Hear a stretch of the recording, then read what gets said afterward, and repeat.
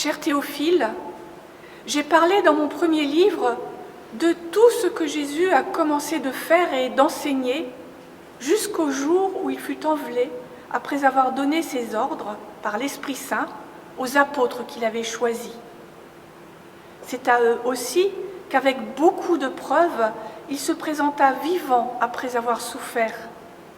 Il leur apparut pendant 40 jours, parlant du règne de Dieu.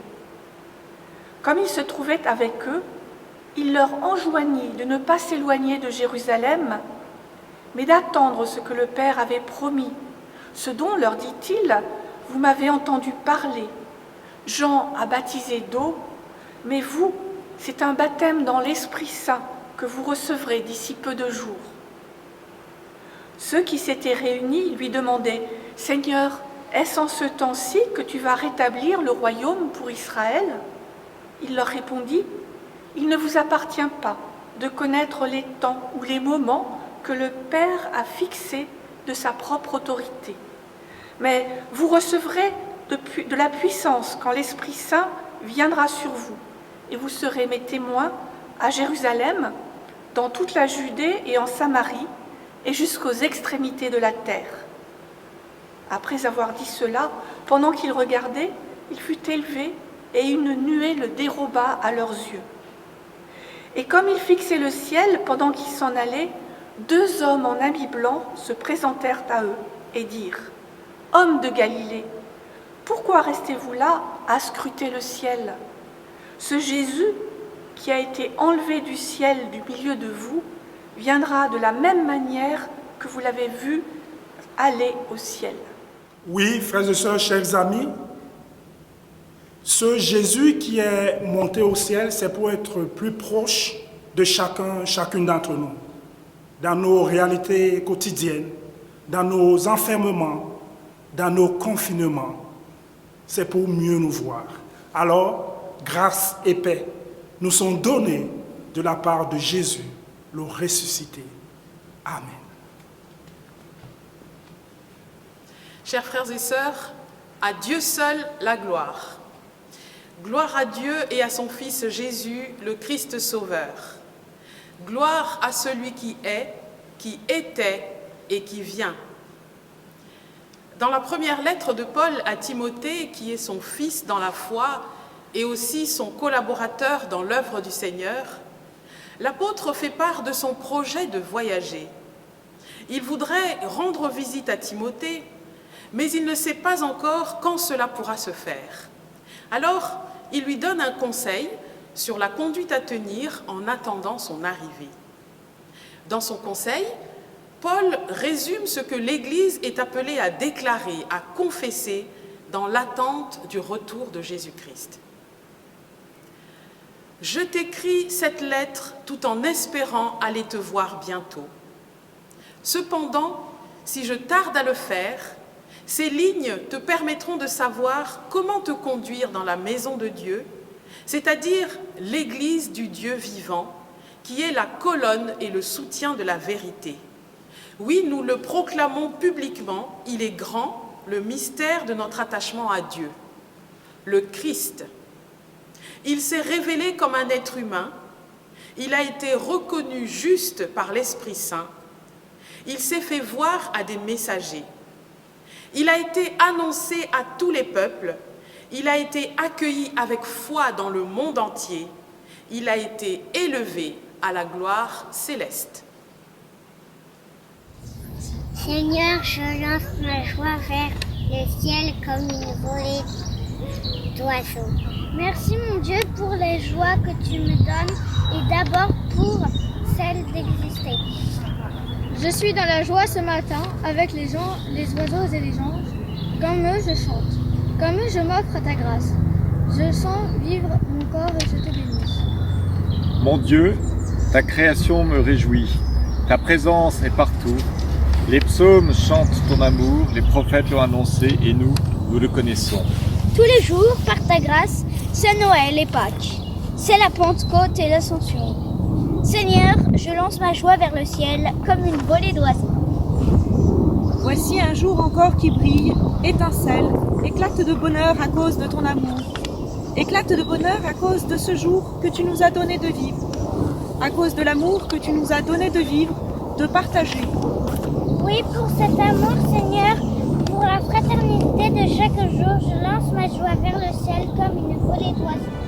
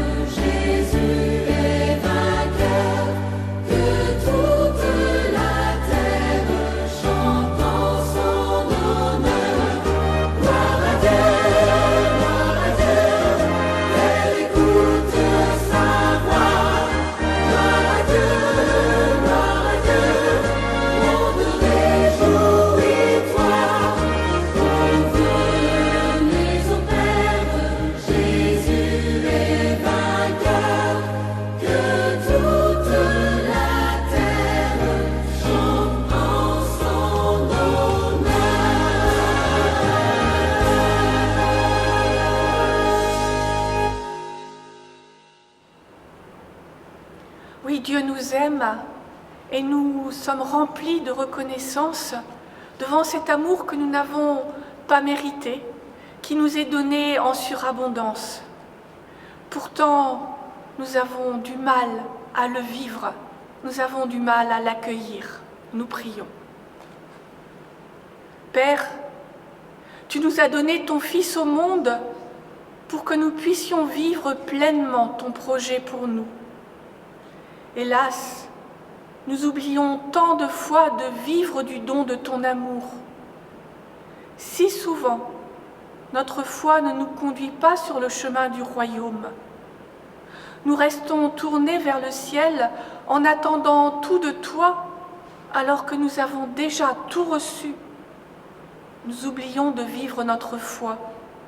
Nous prions, nous méditons ta parole, mais nous oublions de te chercher dans nos vies. Nous continuons à vivre comme si ton Fils ne se tenait pas sur notre route pour nous guider. Nous attendons de toi bien-être et consolation, et nous oublions les autres, ceux qui croisent nos vies et ont besoin de notre soutien et de notre amour. Pardonne-nous. Père, ton Fils nous unit. Nous sommes tous tes enfants, une même fratrie qui s'étend sur toute la terre, sous la terre et dans les cieux. Pourtant, nous n'arrivons pas à vivre de ta paix. Nous sommes souvent divisés. Nous supportons mal la manière dont d'autres te prient. Nous avons oublié l'humilité de ton Fils et nous voulons imposer nos manières de voir. Pardonne-nous. Amen.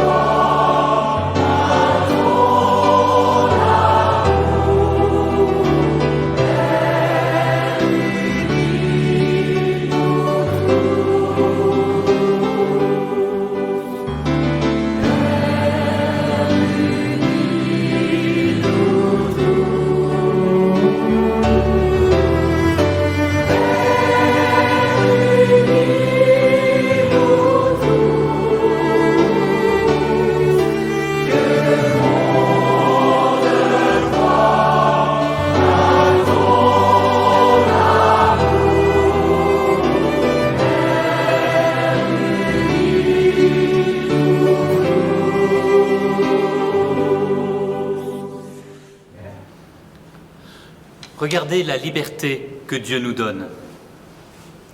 Regardez comment il passe son temps à se donner à nous, le temps qu'il passe à nous partager son esprit. Regardez le courage d'être dont Jésus était habité, sa capacité de vivre et la qualité contagieuse de son amour. Arrêtez-vous, contemplez et sachez que Dieu est le fondement de votre être. Notre Père en Jésus-Christ nous a pardonné. L'apôtre Paul a écrit « Dieu était dans le Christ, réconciliant le monde avec lui-même et mettant en nous la parole de réconciliation. » Désormais, Dieu nous convie à entrer dans cette réconciliation par la foi. Suivons le Christ comme des disciples fidèles. Dieu vous accepte tel que vous êtes. Acceptez-vous vous-même et acceptez les autres. Dieu vous pardonne. Pardonnez-vous vous-même et pardonnez aux autres. Dieu vous aime. Aimez-vous vous-même et aimez les autres. Saisissez-vous de ce souffle du Christ et osez être vous-même. Par la grâce que Dieu nous renouvelle chaque jour, nous sommes rendus capables d'être habités par la paix de Dieu et de vivre le royaume dans nos relations. Nous sommes rendus capables de vivre comme des fils et des filles, assurés de son plein pardon. Amen.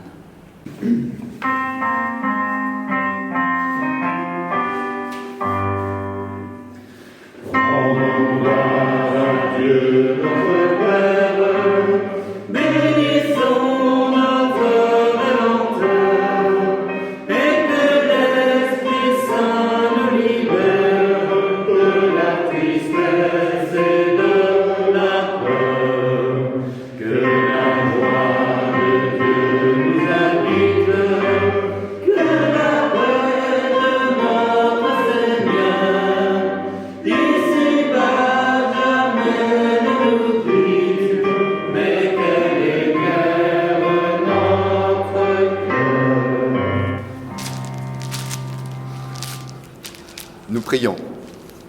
Seigneur, ta parole est la vérité, une lampe à mes pieds, une lumière sur mes sentiers. Enseigne-nous dans ton esprit. Amen. Et nous lisons dans la lettre aux Éphésiens au chapitre 4, les versets 1 à 13. Je vous encourage donc, moi, le prisonnier dans le Seigneur, à vous comporter d'une manière digne de l'appel que vous avez reçu, en toute humilité et douceur, avec patience. Supportez-vous les uns les autres dans l'amour, en vous efforçant de conserver l'unité de l'esprit par le lien de la paix. Il y a un seul corps et un seul esprit, tout comme vous avez aussi été appelés dans une seule espérance, celle de votre appel. Il y a un seul Seigneur, une seule foi, un seul baptême, un seul Dieu et Père de tous, qui est au-dessus de tous, par tous et en tous. Mais à chacun de nous, la grâce a été accordée selon la mesure du don du Christ. C'est pourquoi il dit « Il est monté dans les hauteurs, il a amené des captifs, il a fait des dons aux humains. » Or, que signifie « il est monté » ? Sinon qu'il est aussi descendu dans les régions inférieures sur la terre. Celui qui est descendu, c'est le même qui est monté au-dessus de tous les cieux, afin de remplir tout. C'est lui qui a donné les uns comme apôtres, d'autres comme prophètes, d'autres comme annonciateurs de la bonne nouvelle, d'autres comme bergers et maîtres, afin de former les saints pour l'œuvre du ministère, pour la construction du corps du Christ, jusqu'à ce que nous soyons tous parvenus à l'unité de la foi et de la connaissance du Fils de Dieu, à l'état de l'homme adulte, à la mesure de la stature parfaite du Christ. Supportez-vous les uns les autres. Et ça va, Mathilde, après cette matinée de travail, tu supportes encore les collègues ? Ça va. C'est pas toujours évident de travailler avec nos différentes théologies, mais bon, finalement, on finit par y arriver. Et toi, t'es paroissien? Bon, moi ça va. Après, je sais pas si eux me supportent. Et c'est vrai que c'est pas toujours facile à vivre l'unité, la fraternité chrétienne, le fait d'être tous frères et sœurs. On n'a pas toujours d'atomes crochus, on n'a pas forcément la même vision de l'Église, et même nos théologies diffèrent, sans parler de nos modes de vie, nos convictions politiques ou sociales. Bref, la fraternité, des fois, c'est vraiment la galère. En même temps, Jésus n'a pas dit qu'il fallait aimer tout le monde. En tout cas, les évangiles ne le disent pas. Même Paul ne parle pas de tout le monde. Ce qui est écrit noir sur blanc, c'est vraiment « supportez-vous les uns les autres ». Ouf. Voilà une tâche un peu moins vertigineuse. Mais ça reste tout de même une sacrée affaire de composer avec le monde une église faite de tant de couleurs d'opinion, de caractères, d'idées. En fait, de vie tout simplement. Je sais pas si c'est moins vertigineux, parce que supporter, ça peut aussi se prendre au sens actif. Soutenez-vous les uns les autres. Du coup, supportez les autres particulièrement quand ils sont faibles. Et c'est souvent dans leurs points faibles qu'on trouve les autres le plus pénibles. En tout cas, vu comme Paul insiste dessus, je pense que c'était tout aussi galère au premier temps de l'Église qu'aujourd'hui de vivre la fraternité. Et comme c'est pas évident de vivre l'unité, on peut essayer de voir pourquoi c'est si important. D'abord, ça pourrait être une raison politique ou stratégique. L'union fait la force.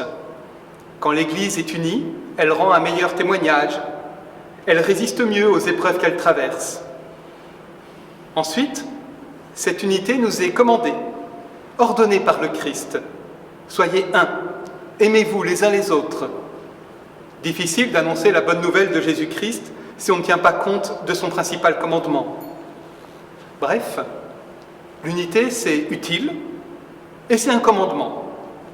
Et rien que ça suffit à comprendre le rappel que Paul adresse aux Éphésiens. Mais Paul va évoquer tout autre chose. Il va nous amener dans une dimension cosmique. Il y a un seul Seigneur, un seul Dieu, Père de tous.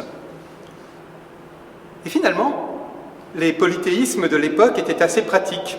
Il y avait la déesse de ceci, le dieu de cela, et selon ses besoins ou les affinités, on pouvait se réclamer d'un tel ou un tel, un peu comme les réseaux sociaux aujourd'hui qui nous conduisent à nous rassembler par affinité, tous ceux qui aiment tel type de musique, tous ceux qui votent de telle manière, tous ceux qui ont tel type de passion. Mais en affirmant qu'il n'y a qu'un seul Dieu, je ne peux que reconnaître le lien qui m'unit à celui ou à celle avec qui je ne suis pas forcément d'accord et qui professe le même Dieu que moi. En reconnaissant que nous n'avons qu'un seul Seigneur, il est logique de faire passer celui qui nous rassemble avant ce qui nous distingue ou ce qui nous oppose. Bref, un seul Dieu, ce n'est pas seulement l'affirmation d'un grand principe, ça a des conséquences pratiques. Et Paul rajoute que ce Dieu unique est en mouvement. Notre Seigneur est descendu, et il est descendu au plus bas, il est descendu vers nous. Oui, ce Dieu est venu nous rejoindre dans ce que nous avons de plus humain, à travers nos réactions humaines, nos peines, nos joies, nos craintes, nos doutes, mais aussi nos espérances. Il n'est pas resté perché là-haut dans les hautes sphères de son royaume sur les nuages. Non, ce Dieu-là est venu au plus près de nous interroger nos convictions et nos façons de voir le monde. Mais surtout, il est venu nous rencontrer, nous appelant chacun par notre nom. C'est par là que démarre cette grâce des dons offerts à chacun et chacune en particulier. En venant d'abord nous nommer, il nous regarde en face à face dans ce que nous sommes, chacun dans nos particularités et nos chemins de vie. Chacun où nous sommes au moment même de ce rendez-vous avec Dieu. Cette invitation que Dieu nous adresse ne peut se vivre si nous la refusons. C'est un choix qui nous est offert à toi, à moi, à nous tous, sans distinction, quelles que soient nos histoires. C'est une invitation que nous recevons en notre nom propre. C'est un appel personnel et une proposition à accepter. Ce nom qui nous fait exister, qui nous fait devenir une personne, quelqu'un, un nom qui nous sort de la multitude perdue de la foule et nous met en action personnellement. En fait, c'est à être que nous sommes appelés, c'est-à-dire être comme entité vivante, apportant chacun une pierre à l'édifice. C'est ce qui fait l'Église aujourd'hui, hier et en tout temps. Et pour cela, chacun a un don de nature diverse. Dieu ne donne pas d'abord des idées percutantes ou bien des théologies structurées. Tout est personnalisé, concret, incarné. C'est tel homme ou telle femme avec ses qualités et ses limites, ses incompatibilités de caractère et ses aptitudes que Dieu offre pour faire vivre l'Église. C'est à travers cette diversité que l'unité du corps du Christ prend forme et visage. Car en tant qu'être, notre mission est de rendre vivant cette unité, ce corps. Une unité qui n'est pas l'uniformité.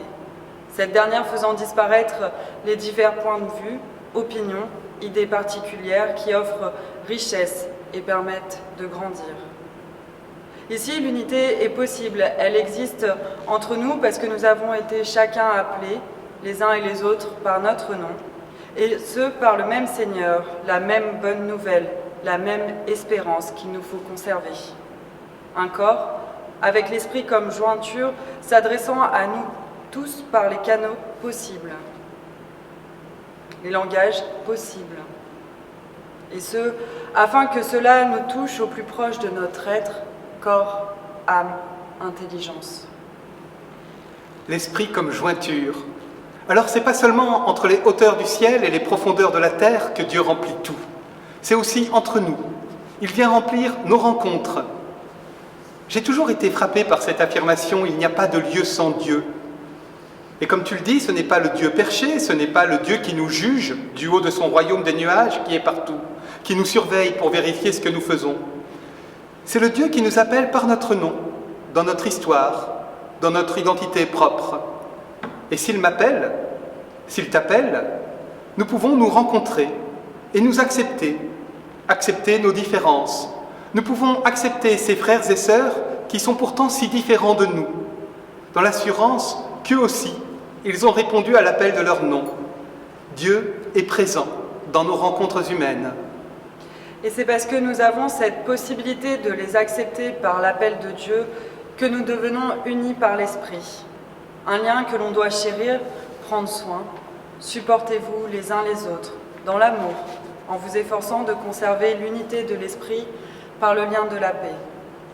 Recevoir la grâce de l'Esprit, c'est certes un cadeau qui nous est fait gratuitement, mais celui-ci ne peut pas vivre sans une certaine dose d'attention, sans un travail derrière.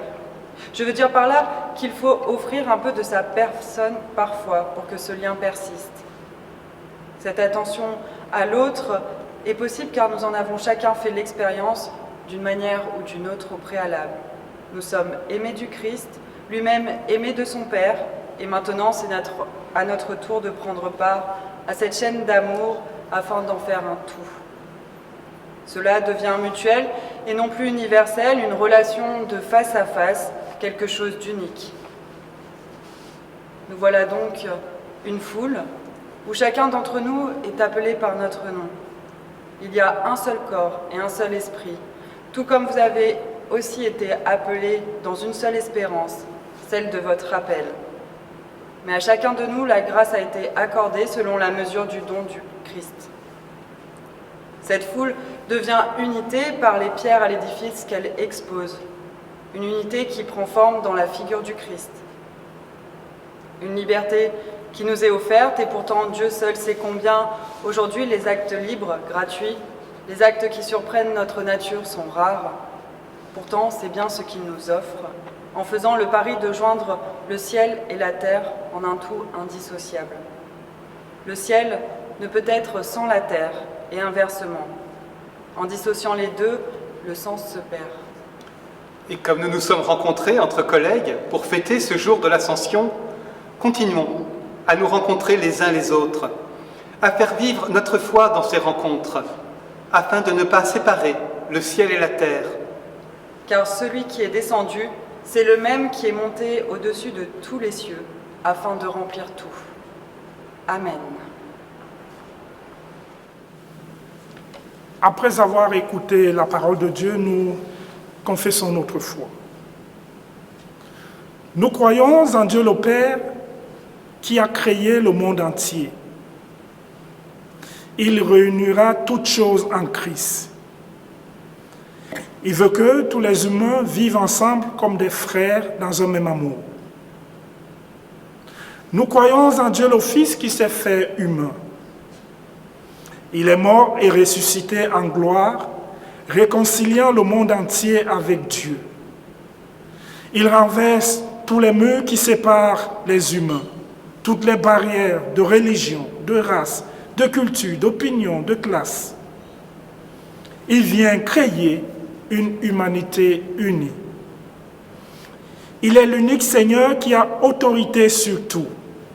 Chaque homme et la société, l'État et l'Église sont appelés à la réconciliation, à l'unité, à la justice et à la liberté.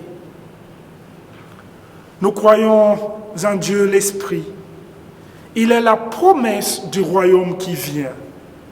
Il nous donne le pouvoir d'annoncer la volonté et le pardon de Dieu pour tous les humains et pour toutes les nations. Il nous donne la possibilité d'aimer et de servir les humains, de lutter pour l'unité et pour la paix, d'appeler le monde entier à reconnaître ici et maintenant le règne de Dieu. Amen. Libre de nos chaînes, nous marchons vers toi.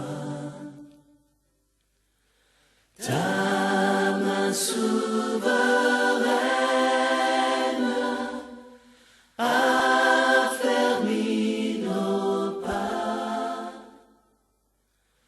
armés de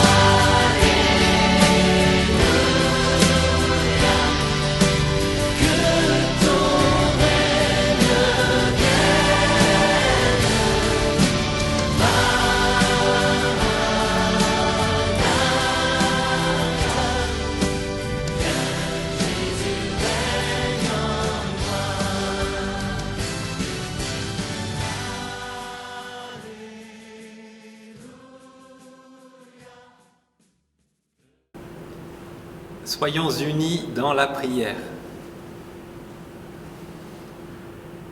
Notre Dieu, notre Père, toi qui es au-dessus de toutes et tous, nous te prions pour la famille humaine, afin que chaque homme et chaque femme réalise qu'il est ton enfant, appelé à grandir avec toi dans l'amour, l'espérance et la confiance.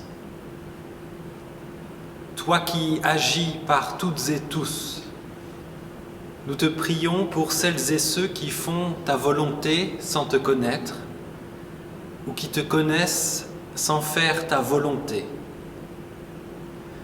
Que ta volonté soit faite sur terre comme elle l'est au ciel. Apprends-nous à compter sur toi, à ne pas nous réjouir de ce que nous faisons, mais de la confiance que nous t'accordons. Toi qui habites en toutes et tous, fais de la solitude de nos maisons ou de nos foyers, nos familles, fais de nos paroisses des lieux ouverts et chaleureux. Aide-nous à te considérer, à t'accueillir chez nous, à te reconnaître en celles et ceux qui n'ont nulle part où dormir, qui n'ont pas de toit, pas de maison. Apprends-nous à nous sentir ici et partout chez toi, à habiter ta création de manière plus respectueuse de toi, les uns des autres, et plus respectueuse de tout ce que tu as créé. Toi dont le Fils a connu tous les hauts et tous les bas que l'on puisse connaître, sois avec les endeuillés, les malades et les prisonniers. Suscite partout autour d'eux l'amour, le soin et la compassion. Guéris-nous de notre manque d'amour, de notre manque de confiance. Fais de nous une bonne nouvelle pour notre prochain. Nous te prions pour toutes les églises et les communautés chrétiennes. Nous te prions pour notre consistoire sud-ouest et nos paroisses de Chartres, Beauce et Perche, de Clamart, Issy et Meudon-la-Forêt, de Dreux-Marsauceux, de Jouy, Viroflay, Vélizy et Chaville, de Meudon, Sèvres et Ville d'Avray, de Rambouillet, Chevreuse et Montfort-l'Amaury, de Saint-Cloud et La Selle, de Saint-Quentin en Yvelines et de Versailles, afin que tu en fasses des lieux pleins d'humilité, de fraternité, où se découvrir petit à tes côtés et grandir grâce à toi. Notre Dieu, notre Père, unis tous les habitants de la terre dans un même esprit d'amour. Que ton nom soit sur toutes les lèvres, que petits et grands, jeunes et vieux se réjouissent de tes merveilles. Et nous te remettons toutes nos demandes en te disant, comme ton Fils Jésus nous l'a appris, Notre Père, qui es aux cieux, que ton nom soit sanctifié, que ton règne vienne, que ta volonté soit faite sur la terre comme au ciel. Donne-nous aujourd'hui notre pain de ce jour. Pardonne-nous nos offenses, comme nous pardonnons aussi à ceux qui nous ont offensés. Ne nous laisse pas entrer en tentation, mais délivre-nous du mal. Car c'est à toi qu'appartiennent le règne, la puissance et la gloire, pour les siècles des siècles. Amen. Il y a un seul corps et un seul esprit, de même que votre vocation vous a appelé à une seule espérance. Un seul Seigneur, une seule foi, un seul baptême.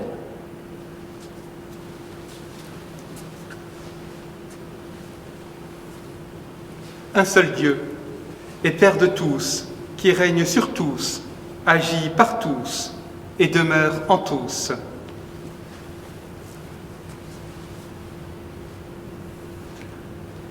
À chacun de nous, cependant, la grâce a été donnée selon la mesure du don du Christ. Amen. Et avant de chanter Victoire au Seigneur de la vie, je vous invite à vous lever devant les écrans pour recevoir la bénédiction de la part de Dieu. Le Seigneur vous bénit et vous garde. Le Seigneur fait resplendir sur vous sa lumière et vous accorde sa grâce. Le Seigneur tourne son visage vers vous et vous donne la paix. Allons en paix.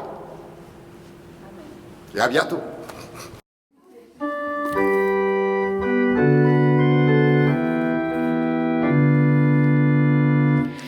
Victoire au Seigneur de la vie, victoire au Dieu de l'infini, victoire au nom de Jésus-Christ, victoire pour le Saint-Esprit. Le règne est pour le Tout-Puissant, le règne à lui dans tous les temps, car l'agneau a donné son sang, il crie victoire maintenant. Son nom est la parole de Dieu, il vit et règne dans les cieux.